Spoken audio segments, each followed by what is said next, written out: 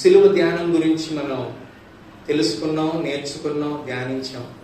అయితే ఈ ప్రత్యేకమైనటువంటి పునరుద్ధాన దినాన, ఈ పండుగ దినాన మనం జ్ఞాపకం చేసుకోవాల్సినటువంటి ఒక ప్రత్యేకమైనటువంటి అంశం ఏమిటంటే, దేవుని యొక్క వాక్యం ఏమిటంటే, యేసుక్రీస్తు వారు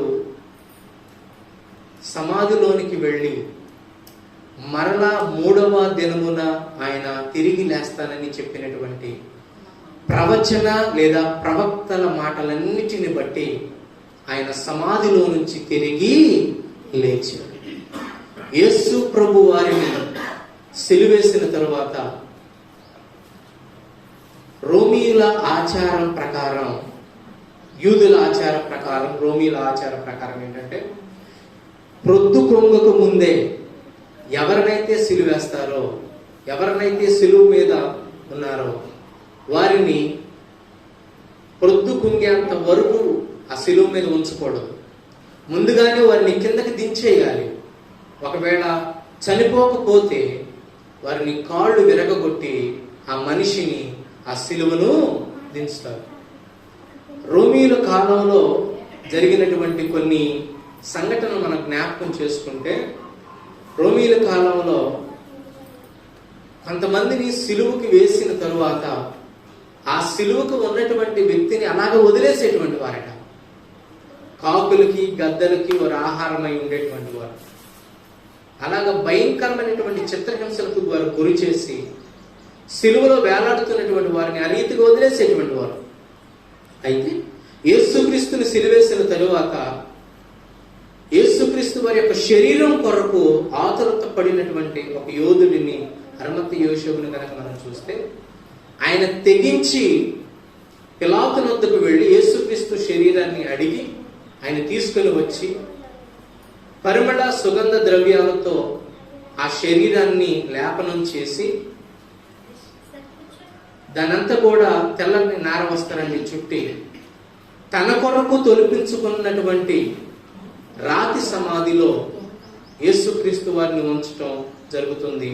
దాన్ని లూకా శుభవార్త 24వ అధ్యాయంలో 23వ అధ్యాయంలో 50వ వచనం నుంచి మనం చదివినట్లయితే, లూకా శుభవార్త 23వ అధ్యాయము 50వ వచనం నుంచి మనం చదివినట్లయితే,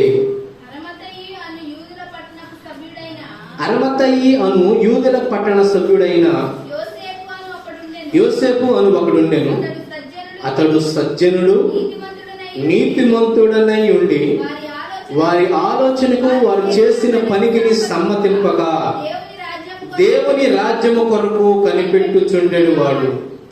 అతడు పిలాతు వద్దకు వెళ్ళి యేసు దేహము తనకిమ్మని అడుగుకొని దాన్ని క్రిందకి దించి సన్నపు నారబట్టతో చుట్టి తొలిచిన రాతి సమాధిలో ఉంచెను.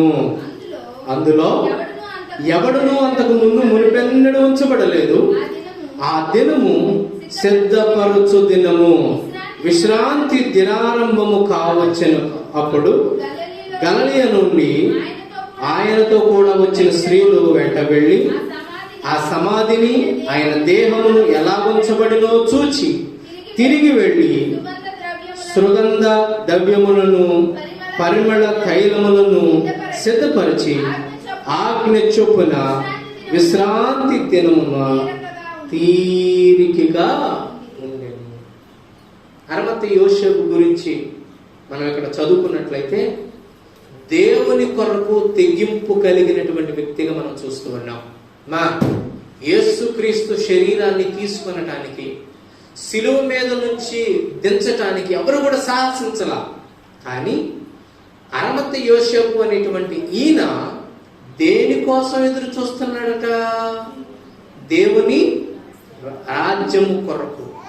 దేవుని రాజ్యము కొరకు ఎదురు చూస్తూ ఉన్నటువంటి వారిలో అరిమతయి యోసేపు కూడా ఒకడు. అయితే ఈయన తెగించి పిలాతు వద్దకు వెళ్ళి యేసుక్రీస్తు దేహాన్ని అడిగి తన కొరకు తొలిపించుకున్నటువంటి సమాధిలో ఆయన పెట్టడానికి పరిమళ సుగంధ ద్రవ్యాలతో లేపనం చేసి సన్నపు నార వస్త్రముతో చుట్టి ఆయన ఎప్పుడు కూడా ఉంచబడినటువంటి, ఎవరిని కూడా ఉంచబడినటువంటి సమాధిలో యేసుక్రీస్తును ఉంచారు. యేసుక్రీస్తును ఉంచి ఆ రోమా గవర్నమెంట్ వాళ్ళు అప్పుడు ప్రధాన యాజకులు వాళ్ళందరూ కూడా చెప్పినటువంటి మాట ఏమిటంటే, అయ్యా వీడు బ్రతుకున్నప్పుడు, అక్కడ రాయబడినటువంటి మాట ఏమిటంటే, ఈ వంచకుడు బ్రతుకున్నప్పుడు మాతో చెప్పిన మాట ఏంటంటే, నేను మూడవ దినాన లేస్తాను అని చెప్పాడు. కాబట్టి మీరు మంచి బందోబస్తు దీని చుట్టుప్రక్కల ఇవ్వండి అయ్యా, మంచి కాపల వారిని, మరి ఎక్కువ మందిని దీని చుట్టుపక్కల కూడా కాపలా ఉంచండి. ఒకవేళ తన శిష్యులు ఈ యొక్క శరీరాన్ని వెతుకొని వెళ్ళిపోయి వారు ఏదైనా చేయొచ్చేమో, లేదంటే బ్రతికాడు అని చెప్పొచ్చేమో, ఎత్తుకొని వెళ్ళిపోయి అతను బ్రతికి వెళ్ళిపోయాడని చెప్పొచ్చేమో అని అనుకొని అక్కడ ఉన్నటువంటి యేసుక్రీస్తు విరోధులు ఎవరైతే ఉన్నారో వారు అంటున్నారు, అయ్యా ఈ వంచకుడు 3వ దినాన లేస్తానన్నాడు, అలాగా లేస్తాడేమో చూస్తూ ఉండండి అని చెప్పి ఒక రాతి సమాధిలో ఆయన ఉంచి రోమా ముద్ర వేశారు. సమాధికి పెద్ద రాయ, సుమారుగా 2 కన్నులు కలిగినటువంటి రాతిని, ఆ సమాధిని మూసివేశారు ఆ రాతితో. తరువాత జరిగినటువంటి సంగతి మనం చూసినట్లయితే, అది విశ్రాంతి దినానికి ముందు రోజు. యూదులకు విశ్రాంతి దినము ఎప్పుడు స్టార్ట్ అవుతుందంటే, మనకైతే అర్ధరాత్రి 12 గంటల కాడ నుంచి మరలా అర్ధరాత్రి 12 గంటల వరకు 24 గంటలు ఒక రోజు.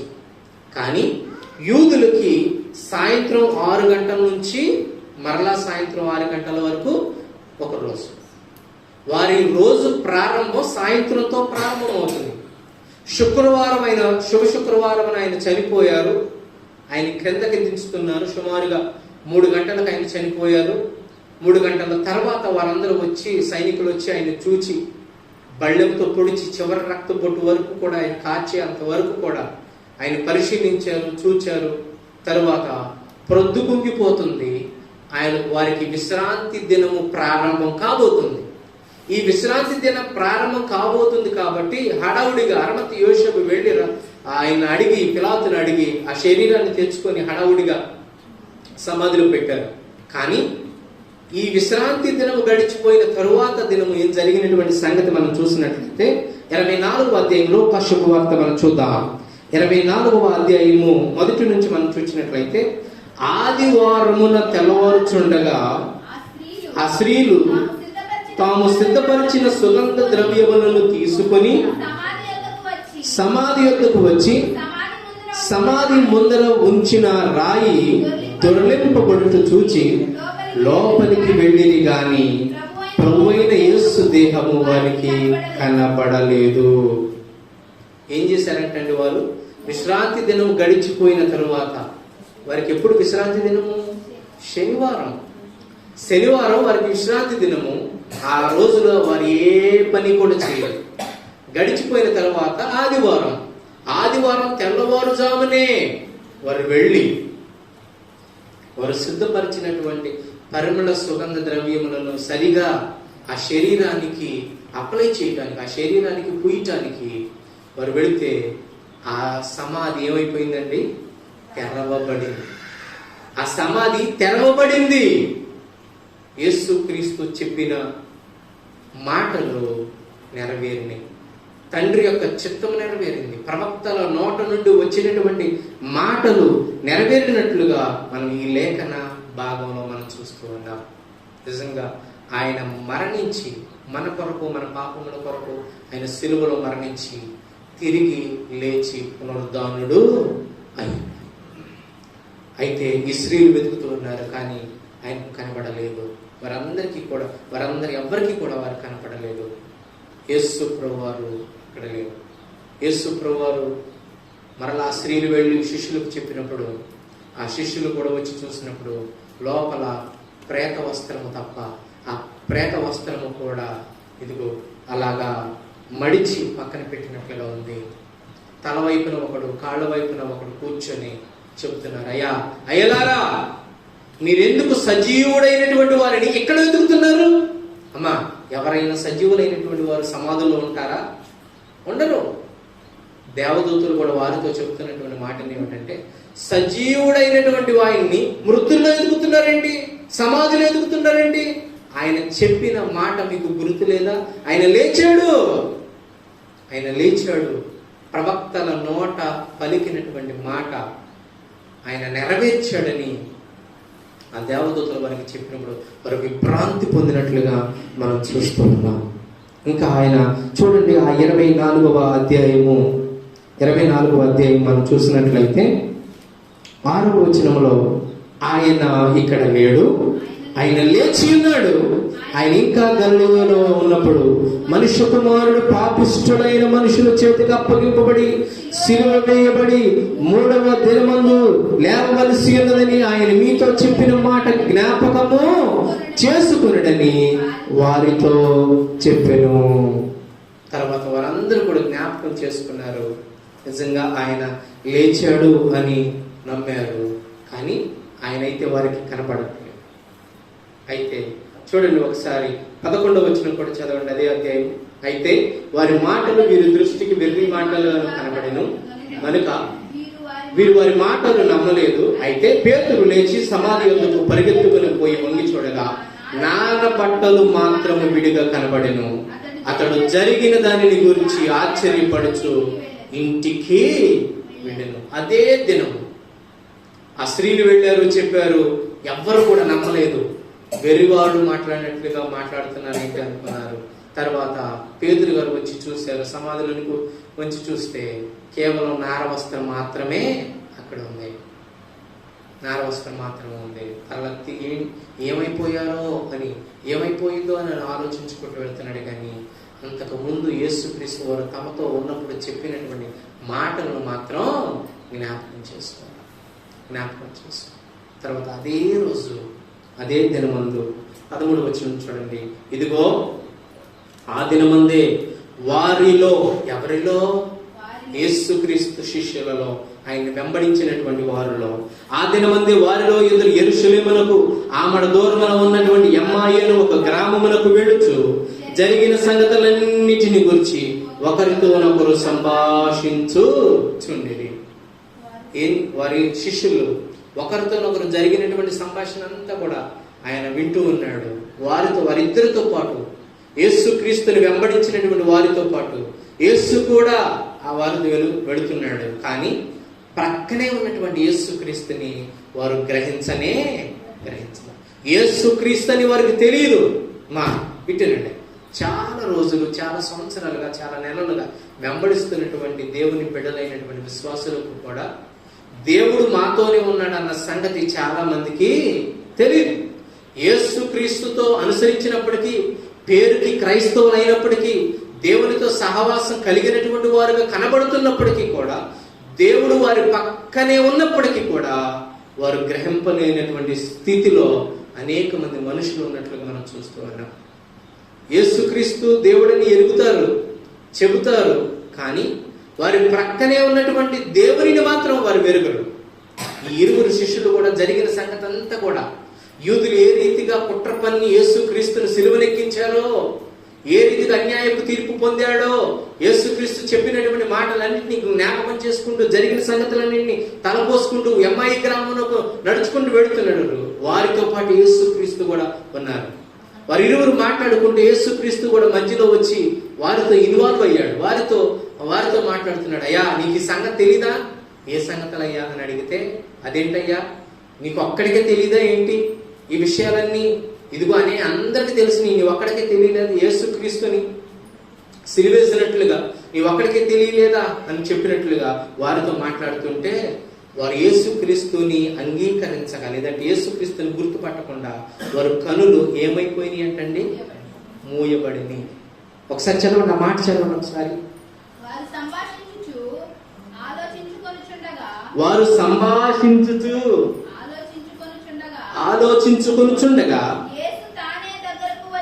యేసు తానే దగ్గరకు వచ్చి వారితో కూడా నడిచెను.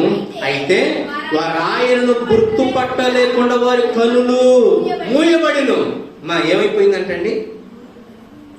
యేసు ప్రభువుని వెంబడించినటువంటి వారే, యేసు ప్రభు మాటలు విన్నటువంటి వారే, యేసు ప్రభువుని సొంత లక్ష్యంగా అంగీకరించినటువంటి వారే, కానీ ఇప్పుడు ఆయన పక్కనే ఉంటే వారు గ్రహించలేకపోతున్నారు. అమ్మ ప్రియ క్రైస్తవ బిడ్డ, దేవుని బిడ్డ, ఒక్క మాట దేవుని సేవకుని అడుగుతున్నాను.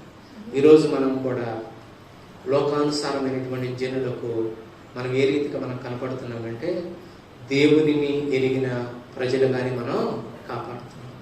కానీ దేవునిని ఎరిగిన ప్రజలుగా మనం కాపాడుతున్నాం, కానీ వారందరికీ కనబడుతున్నాం, కానీ మనము దేవుని బిడ్డలమని వారు ఎరుగుతున్నారు. కానీ నిజమైనటువంటి దేవుడిని మనం ఎరుగుతున్నామా? దేవుడు మనతోనే ఉంటున్నాడన్న సంగతి, మన కొరకే ఈ లోకానికి వచ్చాడన్న సంగతి, దేవుడు మన కోసం ఈ లోకానికి వచ్చి పాపుల కొరకు ప్రాణం పెట్టాడన్న సంగతి క్రైస్తవులుగా ఉండి మనం ఎరుగుతున్నామా లేదా? అది ప్రాముఖ్యమైనటువంటి విషయంగా జ్ఞాపకం చేసుకోవాలి. ఈరోజు ఎంతమంది క్రైస్తవులుగా పిలువబడుతున్నారు, కానీ వారు నిజంగా దేవుణ్ణి అంగీకరించినటువంటి స్థితిలో ఉన్నారా? చెప్పండి ఒకసారి. లేరండి. పేరుకి క్రైస్తవులే. ఏమండి, మా అమ్మగారు క్రైస్తవురాలే, మా నాన్నగారు క్రైస్తవులే అని చెప్పుకుంటున్నారు, కానీ దేవునిని సొంత రక్షకులుగా అంగీకరించేటువంటి బిడలుగా ఈరోజు చాలా మంది దేవునికి దూరంగా ఉన్నారు. దేవుడు ఏమంటున్నాడు తెలుసు? అక్కడ వారి కనులు మూయబడిని, వారి కనులు మూయబడిని. ఈరోజు చాలా మంది క్రైస్తవులుగా చెప్పుకుంటున్నటువంటి వారు కనులు కూడా దేవుడు ఎవరో ఎరిగి కూడా వారు అంగీకరించలేనటువంటి గుడ్డి వాళ్ళు, కనులు మూసుకున్నటువంటి వారు ఎంతో మంది ఈ లోకంలో ఉన్నారని మనం ఎరుగుతాము. కానీ మనమైతే మనతో పాటు ఉన్నటువంటి దేవుని వాక్కును అంగీకరిస్తున్నటువంటి, లేదంటే మనకు చెబుతున్నటువంటి దేవుని మాటలు మనకి ఏం చెబుతున్నాయి అంటే దేవుడు మనతోనే ఉన్నాడు. కానీ ఈ శిష్యులు గుర్తుపట్టలేకపోయారు వారితో ఉన్నటువంటి యేసుక్రీస్తుని. తర్వాత వారి అమ్మాయి గ్రామంలోకి వెళ్ళారు. ప్రొద్దు పొంగుతుంది. అయ్యా, నువ్వు ఎక్కడికి వెళ్తావు? ఈ సమయంలో ప్రొద్దు పొంగిపోతుంది, మాతో పాటు వచ్చి ఉండయ్యా అని చెప్పినప్పుడు సరే అని వారితో పాటు ఉన్నప్పుడు యేసుక్రీస్తు చేసిన పని ఏంటో ఒకసారి చూడండి. యేసుక్రీస్తు చేసినటువంటి పనిని మనం అక్కడ చూసినట్లయితే 29వ వచనాన్ని ఒకసారి చూద్దాం. వారు సాయంకాలం కావలసి వచ్చి ఉన్నది, ప్రొద్దు పొంగినది, మాతో కూడా ఉండుమని చెప్పి ఆయనను బలవంతము చేసిరి కనుక ఆయన వారితో కూడా ఉండుటకు లోపలికి వెళ్ళెను. ఆయన వారితో కూడా భోజనమునకు కూర్చున్నప్పుడు ఒక రొట్టెను పట్టుకొని స్తోత్రము చేసి దాన్ని విరిచి వారికి పంచి పెట్టగా వారి కన్నులు ఏమైంది ఏంటండి? తెరవబడి ఆయనను గుర్తుపట్టిరి. హల్లెలూయా, హల్లెలూయా, హల్లెలూయా. ఎప్పుడు గుర్తుపట్టారంటండి? ఇదిగో అమ్మాయి మార్గమున కలిసి నడుస్తూ వస్తూ ఉన్నప్పుడు ఆయన గుర్తుపట్టలా, వారితో మాట్లాడుతున్నప్పుడు వారు గుర్తుపట్టలా, జరిగిన విషయాలు తెలుసుకుంటున్నప్పుడు గుర్తుపట్టలా. యేసు ప్రభువు వారు ప్రొద్దు పొంగుతున్నప్పుడు వారితో పాటు కలిసి, ఇదిగో వారితో కలిసి నివసించడానికి, వారితో కలిసి ఉండటానికి ఆ రాత్రి వేళ యేసుక్రీస్తు వారు వెళ్ళి ఒక రొట్టెని తీసుకొని వారు దాన్ని విరిచి వారికి ఇచ్చినప్పుడు వారి కన్నులు ఏమైనాయి అంటండి? తెరవబడిని. హల్లెలూయా, హల్లెలూయా. ఈరోజు నేను దేవుని సేవకులకు ఒక మాట చెప్పాలని ఆశపడుతున్నాను. ఎవరైతే క్రీస్తు శరీరంలో రక్తంలో పాలు పొందుతారో వారి కన్నులు ఆత్మీయంగా తెరవబడతాయి. వారి కనులు ఆత్మీయంగా తెరవబడతాయి. ఆత్మీయంగా తెరవబడితే వారు దేవుని వాక్కును వినగలరు, దేవునిని చూడగలరు, దేవునిని అనుసరించగలరు. ఒకనాడు యేసుక్రీస్తుతో నడిచినటువంటి శిష్యులు యేసుక్రీస్తుని గుర్తుపట్టలేదు. కనీసం ఆయన మాట వింటున్నారు కదా, ఆయన మాటనైనా సరే విని ఆ గొంతుని గుర్తుపట్టవచ్చు కదా, గుర్తుపట్టలేవు. వారి కనులు మూసుకుపోయినాయి. ఈరోజు అనేక మంది క్రైస్తవ బిడ్డలైనప్పటికీ కూడా రక్షణ పొందకుండా, మారు మనసు పొందకుండా, బాప్తిసం తీసుకోకుండా అనేక మంది కనులు సాతానుగాడు ఏం చేశాడండి? మూసేశాడు. యేసుక్రీస్తుని చూడనివ్వడు, వాక్యం చదవనివ్వడు, ప్రార్థన చేయనివ్వడు, గుడికి రానివ్వడు, యేసుక్రీస్తుని ఎరగనివ్వడు, సొంత రక్షణగా అంగీకరించినవాడు. కానీ దేవుని వాక్కు చెబుతుంది, ఇదిగో ఆ రొట్టెను విరిచి స్తోత్రం చేసి వారికి ఇచ్చినప్పుడు వారు కన్నులు తెరవబడి యేసుక్రీస్తుని గుర్తుపట్టారు. యేసుక్రీస్తు సహవాసం చేయటం ప్రారంభించారు. ఆ మాట చదవండి నాన్న, 31 వచనం చదవండి. వారి కన్నులు తెరవబడిన ఆయన గుర్తుపడ్డవి, అంతటా ఆయన వారికి అదృశ్యుడాయను. అంతటా అదృశ్యుడని వెంటనే వారు వెళ్ళిపోయి వారితో చెబుతున్నారు, మిగిలిన శిష్యులతో చెబుతూ, ఒక గదిలో ఉన్నారు, ఒక ప్రాంతంలో ఒక పెద్ద గదిలో వారందరూ ఉంటే వారందరూ కూడా మదన పడిపోతుంటే యేసుక్రీస్తు వారి మధ్యలోనికి ప్రత్యక్షమయ్యి ఏం చెబుతున్నారో చూడండి ఒకసారి. 34 ప్రభువు నిజముగా లేచి సీమోనుకు కనబడినని చెప్పుకొనుచుండని వారిని విని త్రోవలో జరిగిన సంగతులు ఆయన రొట్టె విరుచుట వలన తమకు ఎలాగూ తెలియబడినో అది తెలియజేసిరి. వారు అలాగ మాట్లాడుచుండగా ఆయన వారి మధ్యలో నిలిచి మీకు సమాధానమవునుగా కానీ వారితో అడిను. అయితే వారు దిగులు పడి భయక్రాంతులై భూతము తమకు కనబడినని తలంచని, అప్పుడు ఆయన మీరెందుకు కలవరపడుచున్నారని మీ హృదయములలో సందేహమును పుట్టనేలా నేనే ఆయనను అనుటకు నా చేతులకు నా పాదములను చూడిడి, నన్ను పట్టి చూడిడి, నాకున్నట్టుగా మీరు చూస్తున్న ఎముకలను మాంసమును భూతమును కొండవని చెప్పి తన చేతులను పాదములను వారికి చూపెను. హల్లెలూయా, హల్లెలూయా. యేసుక్రీస్తు వారు మాట్లాడుకుంటున్నారు. వారు 2 శిష్యులు వచ్చి మిగిలిన శిష్యులతో చెప్పి మాట్లాడుకుంటుంటే ఆ గదిలోనికి, ఆ ఇంటిలోనికి యేసుక్రీస్తు వారు ప్రత్యక్షమయ్యారు. యేసుక్రీస్తు వారు ప్రత్యక్షమైనప్పుడు వారు భయభ్రాంతులైపోయారు. అదేంటో ఏసిన తలుపులు వేసినట్టే ఉన్నాయి, మూసిన తలుపులు మూసినట్టే ఉన్నాయి, ఏసిన గడిలు వేసినట్టే ఉన్నాయి. ఎవరో వచ్చారు అనుకుని వారు భూతమని భయభ్రాంతులైపోతున్నారు. యేసుక్రీస్తు వారి మధ్య ప్రత్యక్షమయ్యారు. ఇదిగో మీకు శాంతి కలుగును గాక అని చెప్పి వారిని ఆదరించి, ఇదిగో యేసుక్రీస్తు చేతులలో ఉన్నటువంటి గాయములను, యేసుక్రీస్తు కాళ్ళకు ఉన్నటువంటి గాయములను వారికి చూపినప్పుడు వారు చూచి నమ్మారు. తోమా కూడా వచ్చి అంటున్నాడు, అయ్యా నువ్వు నిజంగా యేసుక్రీస్తువేనా, మా రక్షకుడివేనా అని అంటే, అయ్యా ఇదిగో నా చేతులలో నీ చెయ్యి పెట్టయ్యా, నా గాయములలో ఇదిగో నీ చెయ్యి పెట్టి నన్ను చూడు. అప్పుడు అంటున్నాడు, యేసుక్రీస్తు ఏమన్నారు తెలుసా, ఇదిగో చూచి నమ్మిన వాని కంటే చూడక నమ్మిన వారు ధన్యులు. హల్లెలూయా, హల్లెలూయా. అంటే ఇప్పుడు మనం అందరం కూడా యేసుక్రీస్తు సిలువ మీద మరణించి తిరిగి లేచారని నమ్ముతూ ఉన్నాం. అంటే ఆనాడు తోమా కంటే కూడా మనం ధన్యులమే కాదండి, ధన్యులమే. మనం నమ్ముతూ ఉన్నాం, మనం ఎంతో ధన్యులం. తర్వాత చూడండి, తర్వాత వచ్చిన చూడండి. వారు సంతోషము చేత ఆశ్చర్యపడుచుండగా ఆహారం కలదా అని వారిని అడిగాను. వారు కాల్చిన చేప ముక్కను ఆయనకి ఇచ్చిరి. ఆయన దాన్ని తీసుకుని వారి ఎదుట పూజించిరి. వారికి ఇంకా సందేహం ఉందేమో అనుకొని దాన్ని నివృత్తి చేయడానికి ఆయన, అయ్యా తినటానికి ఏదైనా ఆహారం ఉందా ఇవ్వండి. మీరు అనుకుంటున్నట్టుగా నేను భూతాన్ని కాదు, భూతానికి ఏముండవు అంటండి, ఎముకలు మాంసము ఉండవు. దేవుడు చెబుతున్నాడు, ఇదిగో మీరు అనుకున్నట్టు భూతానికి శరీరం, మాంసం, రక్తం, ఎముకలు ఇవి ఉండవయ్యా, ఇగో నేనే యేసుని, నేనే క్రీస్తుని అని చెప్పి వారికి ప్రత్యక్షమయ్యి ఇగో వారిని అడుగుతున్నాడు తినటానికి ఏమైనా ఉందా అని. వారు కాల్చిన చేపిస్తే యేసు ప్రభు వారు దాన్ని భుజించినట్లుగా మనం ఇక్కడ చూస్తూ ఉన్నాం.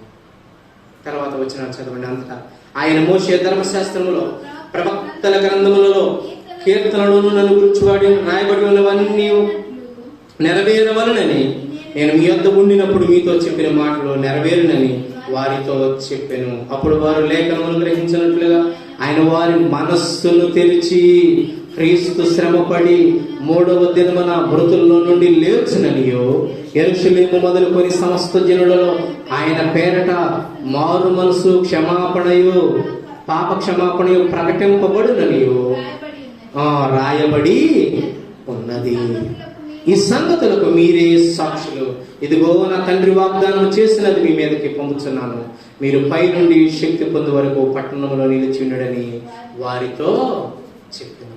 యేసుక్రీస్తు శిష్యులను బలపరిచి వారి సందేహాలన్నీ నివృత్తి చేసి, అయ్యా ప్రవక్తల గ్రంథాల్లో ఇలా ఉంది కదా, ఇదిగో కీర్తన గ్రంథాల్లో ఇలా ఉంది కదా నా గురించి, ఇదిగో మీరు చదివారు కదా, చదివి కూడా గ్రహించలేకపోతున్నారేంటని వారికి చెప్పి నివృత్తి చేసి యేసు ప్రభువు వారి శిష్యులను బలపరిచి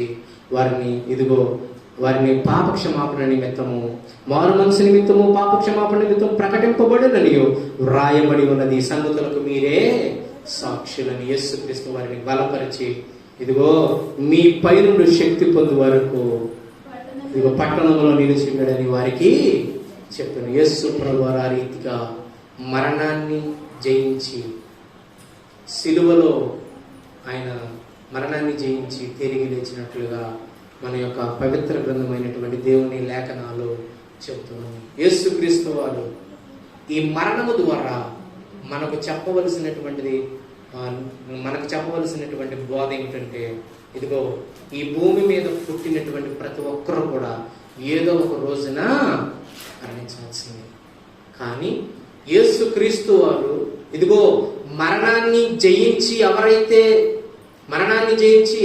యేసుక్రీస్తు వారు తిరిగి లేచారు, యేసుక్రీస్తును నమ్మినటువంటి ప్రతి ఒక్కరూ, యేసుక్రీస్తు శరీరములో రక్తములో పాలు పొందుతున్నటువంటి ప్రతి ఒక్కరూ, యేసుక్రీస్తుని సొంత రక్షకునిగా అంగీకరించిన ప్రతి ఒక్కరూ కూడా యేసుక్రీస్తు వలె ఆయన రెండవ రాకడలో తిరిగి లేస్తారు అని ఆయన చెబుతున్నాడు. అదే దీని యొక్క సారాంశం. యేసుక్రీస్తు వారి యొక్క సారాంశం అదే. ఎందుకు ఆయన ఈ లోకంలో ఆయన మరణించాడు అంటే, చూడండి, కొరింథీయులకు రాసినటువంటి మొదటి పత్రిక చదవండి. కొరింథీయులకు రాసినటువంటి మొదటి పత్రిక 15వ అధ్యాయము 3-4 వచనాలు మనం చదువుకుంటాము. 15వ అధ్యాయము కొరింథీయులకు రాసినటువంటి మొదటి పత్రిక 15వ అధ్యాయము 3-4 వచనాలు. నాకు ఇయ్యబడిన ఉపదేశము మొదట మీకు అప్పగించితిని, అదేమనగా లేఖనముల ప్రకారము క్రీస్తు మన పాపముల నిమిత్తము మృతి పొందెను, సమాధి చేయబడెను, లేఖనముల ప్రకారము 3వ దినమున లేపబడెను. హల్లెలూయా, హల్లెలూయా. ఏమండి, లేఖనం ప్రకారమేనా ఆయన సిలువ వేయబడటం, సమాధి చేయబడటం, తిరిగి లేవటం? లేఖనము ప్రకారమే, ప్రవక్తల చెప్పినటువంటి రీతిగానే ఆయన సిలువ వేయబడ్డాడు, ఆయన సమాధి చేయబడ్డాడు, మరణాన్ని తిరిగి లేచాడు. ఎందుకు ఇదంతా చేశాడు అని అంటే, ఎందు నిమిత్తం అంటండి? మన పాపముల నిమిత్తమే. పాప విషయం. ఇదే మాట చూడండి, పేతురు రాసినటువంటి మొదటి పత్రికలో ఇదే మాట రాయబడి చూడండి. పేతురు రాసినటువంటి మొదటి పత్రిక 2వ అధ్యాయము 24వ వచనాన్ని ఒకసారి చదువుదాం. పేతురు రాసినటువంటి మొదటి పత్రిక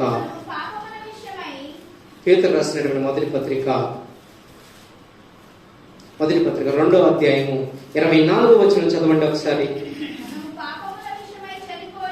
మనము పాపముల విషయమై చనిపోయి నీతి విషయమై జీవించినట్లు ఆయన తానే తన శరీరమందు మన పాపములను మన మీద మోసుకొనెను, ఆయన పొందిన గాయముల చేత మీకు స్వస్థత నొందితిరి. హల్లెలూయా.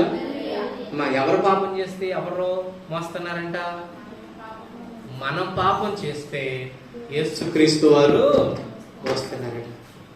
మన పాపముల కోసం ఆయన సిలువ వేయబడ్డాడట, మన పాపముల కోసం ఆయన సమాధి చేయబడ్డాడు, మరణాన్ని తిరిగి జయించాడు, మన పాపములన్నింటినీ.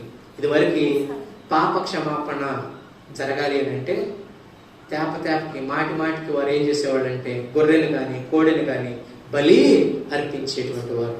కానీ యేసుక్రీస్తు వారు ఒక్కసారే, ఆ మాట చదవండి, హెబ్రీయులకు రాసిన పత్రిక 10వ అధ్యాయం 11వ వచనం ఒకసారి చదవండి. యేసుక్రీస్తు వారు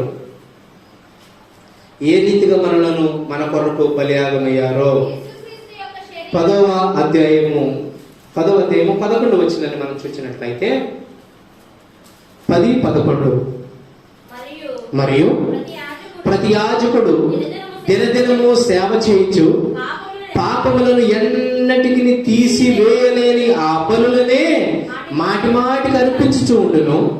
ఈయనైతే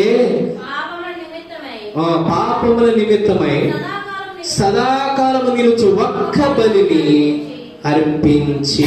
చాలండి. ఇదివరకు పాపం చేస్తే మాటి మాటికి ఒక కోడిను, ఒక దూడను, ఒక పావురాన్ని తీసుకుని వెళ్ళి బలి అర్పించేటువంటి వాళ్ళు. పాప క్షమాపణ నివృత్తి అయిపోయేది, పాప క్షమాపణ కలిగేది. కానీ మన పాపములు మన అందరి పాపముల నిమిత్తం యేసుక్రీస్తు వారు ఒక్కసారే బలైపోయారట. ఇక మనం పాపము నుంచి విముక్తి పొందిన వారం, ఇక క్రీస్తులో కడగబడినటువంటి వారముగా మనం ఉన్నాం. అందుకని ఆయన రక్తము చేత మనం విమోచింపబడ్డామన్న సంగతి మనం ఎరగాలి. యేసుక్రీస్తు వారు సిలువలో చనిపోయి తిరిగి లేచిన తర్వాత ఆయన చెప్పాలనుకున్న ప్రాముఖ్యమైన సంగతి ఏమిటంటే, జాగ్రత్తగా వినండి. యేసుక్రీస్తు వారి లోకానికి వచ్చి చెప్పాలనుకున్నటువంటి ప్రాముఖ్యమైనటువంటి సంగతి ఏంటంటే, ఆయన ఏ రీతిగా మరణించి తండ్రి చిత్తం ప్రకారం ఈ లోకానికి వచ్చి మరణించి సమాధి చేయబడి మరణాన్ని తిరిగి లేచాడో, ఈరోజు ఎవరైతే దేవుని నమ్ముకొని ఆయన వెంట ఉంటారో, సొంత రక్షకునిగా అంగీకరించి ఆయన అంగీకరిస్తారో, మారు మనసు బాప్తిస్మం పొంది రక్షణలో అంతము వరకు కొనసాగుతారో, వారు కూడా ఈ లోకానుసారంగా చనిపోయినప్పటికీ కూడా వారు మరలా యేసుక్రీస్తు రెండవ రాకడలో తిరిగి లేస్తారు. తిరిగి లేచేది దేనికంటే ఉగ్రత కొరకు కాదు సుమా, ఉగ్రత కొరకు కాదు, రెండవ మరణం కొరకు కాదు, తండ్రితో పాటుగా నివసించడానికి పరలోక రాజ్యములో. అందుకు ఇదంతా కూడా చెప్పడానికి యేసుక్రీస్తు వారు మొట్టమొదటి ఆ పని చేసి చూపించారు. ఏమండి, ఒక విద్యార్థికి ఒక లెక్కల పుస్తకంలో ఉన్నటువంటి, లేదంటే ఒక అధ్యాయంలో ఉన్నటువంటి ఒక 10 లెక్కలు ఉన్నాయి అనుకోండి, మొట్టమొదటి లెక్కను ఆ మాస్టర్ ఏం చేస్తారో తెలుసా, టీచర్ ఏం చేస్తారో తెలుసా, బోర్డు మీద రాసి దాని సొల్యూషన్ అంతా కూడా చక్కగా వేసి చూపిస్తారు. దాన్ని ఎలా చేయాలో దాన్ని చూపిస్తారు. మిగిలిన లెక్కలన్నీ కూడా మనకి ఏం చేస్తారు, హోంవర్క్ ఏదో 1, 2, 3 ఒక 10 లెక్కలు ఉన్నాయి అనుకోండి, 1, 2 లేదంటే 3 చెబుతారు. మిగిలిన లెక్కలన్నీ కూడా పిల్లలకి హోంవర్క్ ఇస్తారు. ఇప్పుడు యేసుక్రీస్తు వారు కూడా మనుషులందరూ జరగబోయేటువంటి సంగతిని గూర్చి యేసుక్రీస్తు వారు చెబుతున్నది ఏంటంటే, ఈ లోకంలో మరణించినప్పటికీ మరలా తిరిగి లేస్తారు. అది జీవ పునరుద్ధానం. ఆ మాట ఆయన మొట్టమొదటిగా ఆ పని చేశాడు. ముందు మాస్టారు ఏ రీతిగా అయితే ఒక అధ్యాయంలో ఉన్నటువంటి లెక్కలను మొట్టమొదటి ఆయన చేస్తాడో, యేసుక్రీస్తు వారు ఈ మనుషులందరికీ జరగబోతున్నటువంటి సంగతిని గురించి ఆయన మొట్టమొదటి చేసి చూపించాడు. చదవండి ఆ మాట. అపోస్తుల కార్య గ్రంథం 26వ అధ్యాయము 22వ వచనం చదువుకుని ముగించుకుందాం. అపోస్తుల కార్య గ్రంథం 26వ అధ్యాయము 22వ వచనాన్ని మనం ఒకసారి చదువుకుందామా? 26, 22 చదువునాను. అయినను నేను దేవుని వలనైన సహాయం పొంది నేటి వరకు నిలిచి ఉంటిని. క్రీస్తు శ్రమపడి మృతుల పునరుద్ధానమును పొందిన వారిలో మొదటి వాడగుట చేత. హల్లెలూయా. అమ్మా, మృతుల పునరుద్ధానం అంటే, మృతులు అంటే చనిపోయినటువంటి వారు, పునరుద్ధానం అంటే చనిపోయినటువంటి వారు తిరిగి లేకటం. తిరిగి లేచినటువంటి వారిలో మొట్టమొదటి ఎవరున్నారంటండి? యేసు క్రీస్తు. హల్లెలూయా, హల్లెలూయా. ఆయన మొట్టమొదట దేవునిలో నిలిచి ఉన్నటువంటి వారు చనిపోతే మరలా తిరిగి లేస్తారన్న సంగతి మొట్టమొదటి వాడిగా యేసుక్రీస్తు ఉన్నాడు. రేపు మనకు కూడా, మనందరికి కూడా, యావత్ మానవ జాతికి అంతటికి కూడా తండ్రి చిత్తానుసారంగా ఈ లోకంలో జీవించి చనిపోయిన తర్వాత మనం కూడా తిరిగి లేస్తాం. పునరుద్ధానం మనకు కూడా. ఆ పునరుద్ధానాన్ని గురించి చెప్పడానికి యేసుక్రీస్తు వారు మొట్టమొదటి వాడు అయ్యాడు. అందుకే మన పాపములన్నిటి నిమిత్తము ఆయన శిలువలో మరణించి ఆ మరణాన్ని జయించి పునరుద్ధానుడై ఆయన లేచి తండ్రి కుడి పార్శ్వమున ఆయన కూర్చొని ఉన్నాడు. ఆయన వెళ్లే ముందు ఏమంటున్నాడు తెలుసా? బాయ్, నేను వెళుతున్నాను, మరలా తిరిగి వస్తాను, మీ కొరకు స్థలం సిద్ధపరచడానికి నేను వెళ్తున్నాను, మరలా నేను వచ్చి మిమ్మల్ని తీసుకొని వెళుతున్నాను అని చెబుతున్నాడు. అపోస్తలుల కార్యగ్రంథం మొట్టమొదటి అధ్యాయంలో చూడండి ఒకసారి 9వ వచనం. ఈ మాటలు చెప్పి వారు చూచుచుండగా ఆయన ఆరోహణమాయను. అప్పుడు వారి కన్నులకు కనబడకుండా ఒక మేఘము ఆయనను కొనిపోయెను. ఆయన వెడుచుండగా వారు ఆకాశము వైపు తేరి చూచుచుండరి. ఇదిగో తెల్లని వస్త్రములు ధరించుకున్న 2 మనుషులు వారి ఎదుట నిలిచి, గలిలయ మనుషులారా, మీరెందుకు నిలిచి ఆకాశం వైపు చూచుచున్నారు? మీ యొద్ద నుండి పరలోకమునకు చేర్చుకోబడినటువంటి యేసే ఏ రీతిగా పరలోకమునకు వెళ్ళుటో మీరు చూచిరో ఆ రీతిగానే ఆయన తిరిగి వచ్చునని మీతో చెప్పుచున్నాను. హల్లెలూయా, హల్లెలూయా. సుమారుగా 500 మంది కంటే ఎక్కువ మంది చూస్తున్నప్పుడు, ఆయనతో పాటు ఉన్నటువంటి శిష్యులందరూ కూడా ఉన్నప్పుడు ఆయన చెబుతున్న మాట, ఆయన మాటలన్నీ చెప్పి వారందరికీ జాగ్రత్తలన్నీ చెప్పిన తర్వాత ఆయన మరణం నుంచి పునరుద్ధరణుడైన తర్వాత ఆయన ఆరోహణం అవుతున్నాడు. అక్కడ రాయబడినటువంటి మాట ఏంటంటే సుమారుగా అక్కడ 500 మంది కంటే కూడా ఎక్కువ మంది ఉన్నట్లుగా మనం చూస్తూ ఉన్నాం. ఎక్కువ మంది ఉన్నట్లుగా వారందరూ చూస్తూ ఉన్నాం. యేసు ప్రభు మేఘము మీద ఆరోహణము అవుతూ ఉంటే ఒక తెల్లని వస్త్రం ధరించిన ఎదురు వచ్చి చెబుతున్నారు, అయ్యా గలిలయ మనుషులారా, మీరు ఎందుకు అలా చూస్తున్నారు? ఆయన ఏ రీతిగా ఆరోహణమై వెళ్ళాడో మళ్ళీ అదే రీతిగా అవరోహణమై మళ్ళా ఈ లోకానికి వస్తాడు. ఎందుకు వస్తాడు? మనల్ని కూడా రేపు ఆయన తీసుకువెళ్ళటానికి యేసు క్రీస్తు పునరుద్ధానంలో ఉన్నటువంటి శక్తి అది మామూలు శక్తి కాదండి. ఆయన చేసి చూపించాడు మొట్టమొదటి వాడిగా. మనకు కూడా అలాగ జరుగుతుంది అని, ఆయన రాకడలో మనం కూడా ఎత్తపడతామని చెప్పి ఆయన శిలువ మరణానికి ప్రవక్తల నోట నుండి వచ్చేటువంటి ప్రతి మాట వలన ఆయన నెరవేర్చి, తండ్రి చిత్తాన్ని నెరవేర్చి ఈ భూలోకంలో తన జీవితాన్ని ఏ రీతిగా ఆయన జీవించి విడిచిపెట్టి పరలోకానికి వెళ్ళి తండ్రి కుడి పర్శన ఉన్నాడో మనము కూడా ఆ రీతిగా ఇదిగో ఈ లోకంలో శారీరక మరణం అనేటువంటిది సహజమే. కానీ ప్రతి మనిషికి రెండవ మరణం అనేటువంటిది, ఈ శరీరం ఎక్కడితోనే అయిపోతుంది, కానీ ఇక్కడ బ్రతికిన దానిని బట్టే రేపొద్దున ప్రతిఫలం. మనకి పరలోకమా నరకం అనేది ఇక్కడ బ్రతికిన దానిని బట్టే. దేవుడు మనల్ని ప్రేమించి ఇచ్చినటువంటి 50, 60, 70, 80, 90, 100 ఈ సంవత్సరాల ఆయుష్ను బట్టే, ఇక్కడ మనం బ్రతుకును బట్టి చాలా మంది క్రైస్తవులు ఈనాడు ఎరుగనటువంటి సంగతి ఏమిటంటే, పేరుకు మాత్రమే క్రైస్తవులు కానీ దేవుడు పక్కనే ఉన్న గుర్తించండి. వారి కన్నులు ఏమైపోయినాయి అంటే మూయబడి. ప్రతి ఆదివారం దేవుని మాటలు విన్నా, ప్రతిరోజు దేవుని వాక్కు విన్నా, చూసిన, దేవుని కార్యాలు చూసిన మన జీవితంలో జరుగుతున్నప్పటికీ కూడా అనేక మంది దేవుని సొంత రక్షకునిగా అంగీకరించలేదు చాలా మంది. ఎందుకని తెలుసా?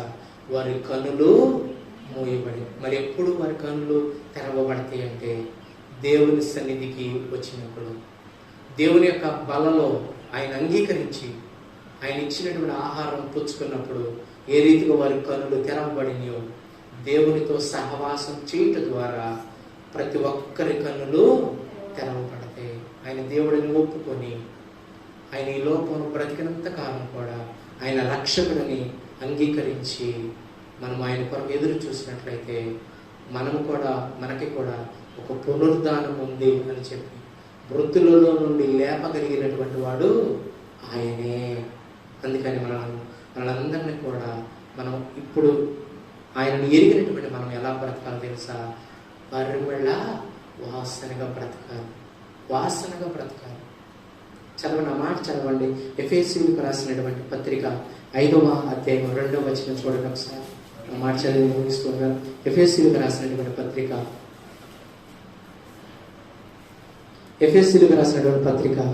5వ అధ్యాయం 2వ వచనం. క్రీస్తు మిమ్మును ప్రేమించి పరిమళ వాసనగా ఉండుటకు మన కొరకు తన్ను తానే దేవునికి అర్పణగాను బలిగాను అర్పించుకొనిను, లేదంటే అప్పగించుకొనిను. మనం ఎలా ఉంటానంటండి? పరిమళ వాసనగా ఉంటున్నాము. మరి పరిమళ వాసనగా ఉండటానికి తను తానే అప్పగించుకున్నాడు, మనకు వాసన ఇవ్వటానికి. మనం పరిమళ వాసనగా వెదజల్లటానికి, అనేక మందికి పరిమళ వాసనగా వెదజల్లటానికి యేసుక్రీస్తు తను తానే అప్పగించుకున్నాడు. ఈరోజు మనం అనేక మందిని దేవునిలోనికి వెలిగించలాగా, అనేక మందిని దేవునిలో నడిపించలాగా, క్రీస్తు పరిమళ వాసన అనేక మందికి వెదజల్లులాగా మనం కూడా, ఇదిగో మనకు కూడా పునరుద్ధానం ఉందని, పరలోకం ఉందని, యేసుక్రీస్తుని అంగీకరించాలని ఎరిగి మనం అందరం కూడా అనేక మందికి ఆశీర్వాదకరంగా ఉండాలని నా మాటలు ముగిస్తూ ఈ యొక్క మాటలు మన వెనుకటిలో దీవించనుగాక. కళ్ళు మూసుకొని చిన్న ప్రార్థన చేసుకుందాం.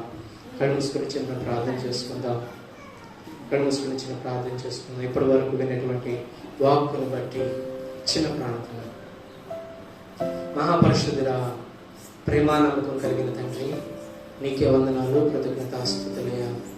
ఈ పునరుద్ధాన పండుగ సందర్భంలో ప్రభువా, మీ కుమారుని లోకానికి పంపి మా పాపముల కొరకు, మా దోషముల కొరకు మమ్మల్ని ప్రభువా, ఇదిగో ఈ లోకములో మా కొరకు బలియాగమైనట్లుగా మేము పరిమళ వాసనగా అనేక మందిని నీలోనికి నడిపించలాగా, పరిమళ వాసన వెదజల్లులాగను ప్రభువా, మీరు మమ్మల్ని తీర్చిదిద్దుటకై, మమ్మల్ని నీతిమంతులుగా తీర్చిదిద్దుటకై ప్రభువా, మీ కుమారుడి లోకములో పడినటువంటి ప్రయాసను బట్టి నీకు వేలాది వందనాలు చెల్లిస్తున్నా. ఇది ఈ మాటలు విన్నటువంటి ప్రతి ఒక్కరు, ఈ శబ్దంతుల ద్వారా కూడి వచ్చినటువంటి మీ బిడ్డలు, మీ ప్రియ బిడ్డలు ప్రభువా, విన్నటువంటి ప్రతి ఒక్కరూ కూడా ప్రభువా, యేసు క్రీస్తు ఇదిగో మరణముల నుంచి పునరుద్ధారణ ఏ రీతిగా లేచాడో, మేమందరము కూడా ఒక రోజు మరణించినప్పటికీ కూడా మాకు కూడా పునరుద్ధానం ఉందని ఎరిగి ప్రభువా, మీ కొరకు బ్రతకటానికి ఇదిగో ఎంతో మంది ఆత్మీయమైనటువంటి కన్నులు మూసుకుపోయి ఇగో నిన్ను అంగీకరించలేక నామకార్థ భక్తి చేస్తున్నటువంటి వారందరి కన్నులు తెరవబడులాగన మేము పరిమళ వాసనగా వెదజల్లడానికి సహాయం దయచేయండి. నీ కొరకు బ్రతికేటువంటి బిడ్డలుగా ప్రభువా, నీ కుమారుని ప్రభువా, పరిమళ వాసన అనేక వేల మంది, వందల మందికి విస్తరించలాగన సహాయం దయచేయండి. కూడి వచ్చినటువంటి బిడ్డలు మీరు దీవించి ఆశీర్వదించండి ప్రభు. మా గ్రామాన్ని, సంఘాన్ని, సర్వలోకాన్ని ప్రభువా మీరు దీవించి ఆశీర్వదించండి. ఈ పునరుద్ధాన పండుగ ఆశీర్వాదాన్ని ప్రతి బిడ్డకు దయచేయండి. ఇక క్రీస్తుతో ఐక్యమవులాగన ప్రతి బిడ్డకు మీరు కృప చూపండి. మీరు విత్తినటువంటి వాక్కు నీరు పెట్టి ఫలించండి. ఈ వాక్యాన్ని ప్రభు ఎంతమంది అయితే వీక్షిస్తూ ఉన్నారో, నీ బిడ్డలుగా ప్రభు నిన్ను అంగీకరిస్తూ ఉన్నారో వారందరికీ నీ రక్షణ భాగ్యాన్ని కృప చూపి నడిపించండి ప్రభు. ఈ మాటలు వింటున్నటువంటి ప్రతి బిడ్డను మీరు దీవించండి. వారి కుటుంబాలను, వారి గర్భఫలాలను మీరు దీవించండి. ఆశీర్వాదం వారి కుటుంబాలకు శ్రేష్టమైనటువంటి సంగతులుగా, వారి కుటుంబాలను మార్చగలిగినటువంటి మాటలుగా ప్రభు, ఈ మాటలు వారి కుటుంబాన్ని మార్చినటువంటి సహాయం దయచేయండి. ఇదిగో ప్రభు, ఈ మాటలు విని ప్రభు విడిచిపెట్టక వాటి ప్రకారము ఆచరించేటువంటి వారు, అనుసరించేటువంటి వారుగా, తమ ఆత్మీయ జీవితానికి ఆపాదించుకునేటువంటి వారుగా సహాయం దయచేయండి. విత్తినటువంటి వాక్యాన్ని నీరు కట్టుకుని వచ్చి 30 60 100 ఫలించేటువంటి భాగ్యాన్ని దయచేయమని యేసుక్రీస్తు నామం పేరిట అడిగి వేడుకొనుచున్నాము తండ్రి. ఆమేన్, ఆమేన్.